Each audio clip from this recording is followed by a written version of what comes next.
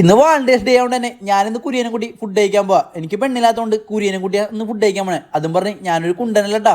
അങ്ങനെ നമ്മ ഈ കാണുന്ന സ്പോട്ടിലെത്തി. ഇവിടെ നിന്ന് മുന്തിരി ചായ കുടിച്ച് എന്റെ പൊന്നോ കിളി പറഞ്ഞ മുന്തിരി ചായ കുടിച്ച് തീരുന്ന താമസം കുര്യന്റെ കണ്ണാവട്ടെ തൊട്ടപ്പുറത്തുള്ള ഈ ഉപ്പിലിട്ട കടയിലേക്ക്. അവിടെ നിന്ന് ആദ്യം തന്നെ 2 പൈനാപ്പിൾ വാങ്ങി അതിലേക്ക് ഈ മുളകും ചാറ് വെച്ച് കുര്യന്റെ ഒരു കടിയുണ്ട് എന്റെ പൊന്നോ.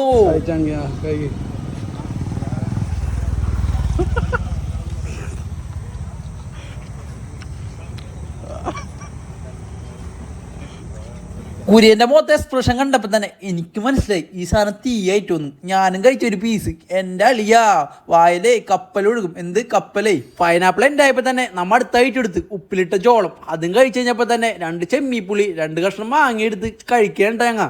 ഈ വധൂരാണെങ്കിലാ മാങ്ങക്ക് എരിവ് പോരാന്ന് പറഞ്ഞിട്ട് അതിലേക്ക് ഫുള്ള് ഈ മുളകും ചാറ് ഒഴിച്ചിട്ട് അവന്റെ ഒരു കഴിപ്പുണ്ടേ.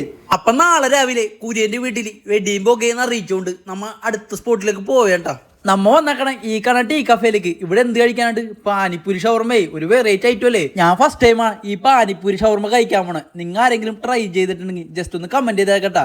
ഒരു പ്ലേറ്റിനാവട്ടെ 110 രൂപ. അതിലാണെങ്കിൽ 7 പീസ് ഉണ്ടാവട്ടെ. ഒരാൾക്ക് ഇത് മതിയാന്ന് വെച്ചാൽ ചിലപ്പോൾ മതിയാവും ചിലപ്പോൾ മതിയാവൂല. ഞാനും കുര്യനും കൂടി ഒരേ പീസ് വെച്ച് കഴിച്ചു നോക്കിയട്ടാ. സംഭവം എന്തായാലും കൊള്ളാം. നിങ്ങൾ ജസ്റ്റ് ഒന്ന് ട്രൈ ചെയ്ത് നോക്ക്. ലൊക്കേഷൻ വന്നത് കുര്യൻ പറയോട്ടാ.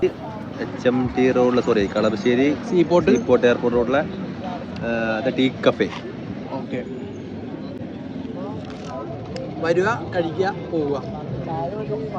അവിടെ കുറച്ചിരുന്നപ്പോ തന്നെ നമുക്ക് പിന്നെ വിശന്നിട്ടാ. അപ്പൊ പിന്നെ അവിടെ പോയി ടീ ആൻഡില് അവിടെ ചെന്നപ്പോളാ ഈ കാണ തിരക്കാണ്ടില്ലേ. ഇവിടെ എപ്പ ചെന്നാലും ഇതുപോലത്തെ അവസ്ഥയുണ്ടാ.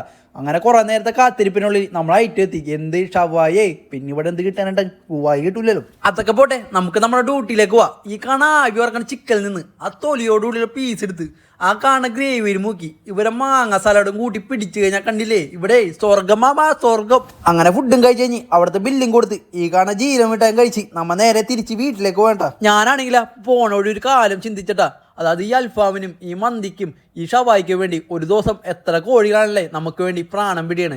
അങ്ങനെ ഇന്നത്തെ ദിവസം പ്രാണം പിടിഞ്ഞ എല്ലാ കോഴികൾക്കും വേണ്ടി നമ്മുടെ ഹാപ്പി വാലന്റൈൻസ് ഡേ പറഞ്ഞുകൊണ്ട് നമ്മ ഇന്നത്തെ ബ്ലോഗ് അവസാനിപ്പിക്കട്ടാ.